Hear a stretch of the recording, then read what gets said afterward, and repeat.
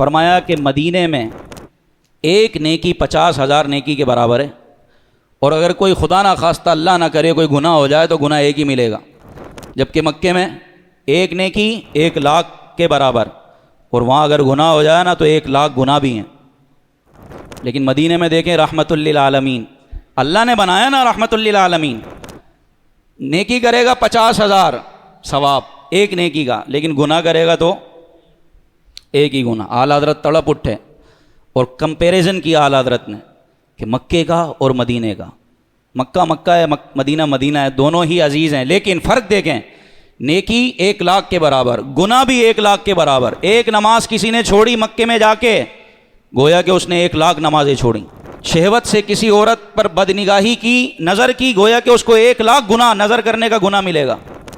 کسی نے وہاں جا کر کسی کی چیز چورائی، 1,00,000 چوری کرنے کا وبال اور گناہ اس کو ملے گا۔ اور یہاں مدینہ میں ایک نیکی 50,000 نیکی کے برابر، ایک گناہ ایک ہی لکھا جائے گا۔ تو اعلیٰ فرماتے ہیں وہاں مکے میں مطیع کہتے ہیں فرما بردار، وہاں مطیعوں کا جگر خوف سے پانی پایا۔ وہاں یعنی مکے میں مطیعوں کا، مطیع فرما بردار، متقی پرہیزگار، وہ بھی خوف سے پانی پانی، ایسا نہ ہو کوئی ایک غلطی ہو جائے تو 1,00,000 غلطیوں کا وبال۔ وہاں مطیعوں کا جگر خوف سے پانی پایا، اور یہاں سیاہ کاروں کا دامن پہ مچلنا دیکھو۔